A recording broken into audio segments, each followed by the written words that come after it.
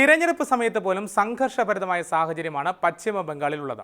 മാസങ്ങളായി സന്ദേശഖാലിയിൽ അരങ്ങേറുന്ന രാഷ്ട്രീയ തർക്കങ്ങളും ആരോപണ പ്രത്യാരോപണങ്ങളും അവസാനിക്കുന്നത് ഇനി എന്നാണ്? പശ്ചിമ ബംഗാളിൽ മമത നടത്തുന്നത് കേവലം തരം താണ രാഷ്ട്രീയമാണോ? BJP ചോദിക്കുന്ന ഒരു ചോദ്യമാണത്. BJPയെ അട്ടിമറിക്കാൻ മമതയ്ക്ക് ആനന്ദ് ബോസിനെ കരുവാക്കേണ്ടി വന്നത് എന്തുകൊണ്ടാണ്? ഇന്ത്യൻ രാഷ്ട്രീയത്തിൽ സന്ദേശഖാലി ചർച്ചയാകുന്നത് എന്തുകൊണ്ടാണ്? പരിശോധിക്കാൻ വിശദമായി. നമസ്കാരം, ഞാൻ കുഞ്ചു മുരളി. പശ്ചിമ ബംഗാളിൽ അരങ്ങേറുന്ന രാഷ്ട്രീയ നാടകങ്ങൾ ഒരു സീരിയൽ പോലെയാണെന്ന് പറയാം. കാരണം ഓരോ ദിവസവും ഓരോ തരത്തിലുള്ള വാർത്തകളാണ് പുറത്തു വന്നുകൊണ്ടിരിക്കുന്നത്. കഴിഞ്ഞ ദിവസം തൃണമൂലിനെതിരെയാണ് ആരോപണം ഉയർന്നതെങ്കിൽ ഇന്നത് BJPക്കെതിരെയാകുന്നു. നാളെ അത് ഏത് പക്ഷത്തേക്ക് തിരിയുമെന്ന് ഒരിക്കലും പറയാനുമാകില്ല. ആകെ മൊത്തത്തിൽ കുഴഞ്ഞു മറിഞ്ഞ ഒരവസ്ഥയാണുള്ളത്. പശ്ചിമ ബംഗാളിൽ ഈ ഒരു സാഹചര്യമാണ് ഇപ്പോൾ കാണാൻ കഴിയുന്നത്. ഇവിടെ എല്ലാം ചർച്ചയാകുന്നത് സന്ദേശഖാലി തന്നെയാണ്. ഷാജഹാൻ ഷെയ്ഖ് എന്ന തൃണമൂൽ നേതാവിനെതിരെ ആരോപണം ഉയർന്നതോടെ സംഗതികൾ മാറിമറിഞ്ഞു. സന്ദേശഖാലിയിലെ പ്രാദേശിക നേതാവായിരുന്ന ഷാജഹാൻ ഷെയ്ഖിനെതിരെ നിരവധി ആരോപണങ്ങളാണ് ഉയർന്നു വന്നിരുന്നത്. എന്നാൽ ആ കേസുകളിലൊന്നും തന്നെ അയാളെ അറസ്റ്റ് ചെയ്യാൻ ബംഗാൾ പോലീസിന് സാധിച്ചിരുന്നില്ല.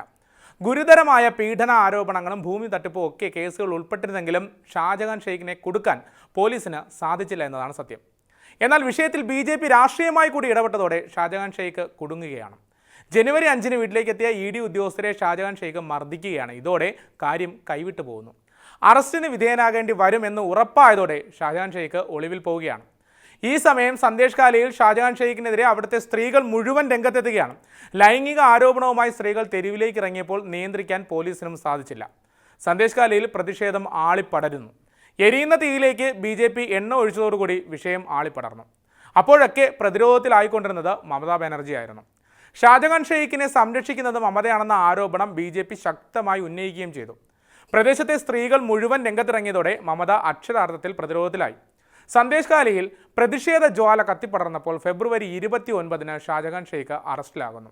സ്ഥിതിഗതികൾ ഏറെക്കുറെ ശാന്തമായി വന്നപ്പോൾ ഗവർണർ CV ആനന്ദ് ബോസിനെതിരെ ലൈംഗിക ആരോപണം ഉയരുകയാണ്.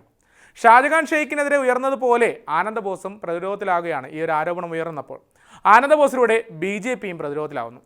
ഈ വിഷയത്തെയും രാഷ്ട്രീയമായി തന്നെ ഉപയോഗിക്കാൻ പ്രതിയോഗികളായ തൃണമൂലും തയ്യാറാകുന്നു. ആരോപണം തീർത്തും രാഷ്ട്രീയ പ്രേരിതം മാത്രമാണെന്ന് ആനന്ദ് ബോസും BJPയും ആവർത്തിച്ച് പറയുന്നുണ്ട്. പക്ഷേ രൂക്ഷമായ വാക്കുകളിലൂടെയാണ് മമതാ ബാനർജി പ്രതികരിച്ചത്. ആനന്ദ് ബോസിന്റെ അടുത്തിരിക്കുന്നത് പോലും പാപമാണെന്നും വേണമെങ്കിൽ ആനന്ദ് ബോസിനെ തെരുവിൽ വെച്ച് കാണാമെന്നും സംസാരിക്കാമെന്നും മമത പ്രതികരിച്ചു. എഡിറ്റ് ചെയ്ത വീഡിയോയാണ് ആനന്ദ് ബോസ് പ്രചരിപ്പിച്ചതെന്ന ഗുരുതരമായ ആരോപണവും മമത ഉന്നയിക്കുകയാണ്. ഇതോടെ BJPയും മമതയും വീണ്ടും നേർക്കുനേർ വരികയാണ്. മമതയ്ക്കെതിരെ ഷാജഹാൻ ഷെയ്ഖിനെ എങ്ങനെയാണോ BJP ഉപയോഗിച്ചത് അതുപോലെ മമത തിരിച്ചും പ്രതികരിച്ചു എന്നതാണ് ഏറ്റവും പ്രധാനപ്പെട്ട ഒരു വസ്തുത. തിരഞ്ഞെടുപ്പിന്റെ തലേ ദിവസവും സന്ദേശഖാലിയിൽ ഒരു വലിയ ബോംബ് പൊട്ടുകയാണ്. ഷാജഹാൻ ഷെയ്ഖിനെതിരെ ഉയർന്ന ആരോപണങ്ങളെല്ലാം കെട്ടിച്ചമച്ചതാണ് എന്ന തരത്തിലുള്ള ഒരു വീഡിയോ പുറത്തു വരികയാണ്. കൂടാതെ അവിടുത്തെ BJP പ്രവർത്തകനായ ഗംഗാധർ കോയൽ സന്ദേശഖാലിയിൽ ലൈംഗിക പീഡനങ്ങളോ അതിക്രമങ്ങളോ നടന്നിട്ടില്ലെന്ന് വെളിപ്പെടുത്തിയ ഒരു വീഡിയോ ആയിരുന്നു പുറത്തു വന്നത്. BJP നേതാവ് സുവേന്ദു അധികാരിയുടെ നിർദ്ദേശപ്രകാരമാണ് സ്ത്രീകൾ പരാതികൾ നൽകിയതെന്നും ഇയാൾ വീഡിയോയിൽ വെളിപ്പെടുത്തുന്നുണ്ട്.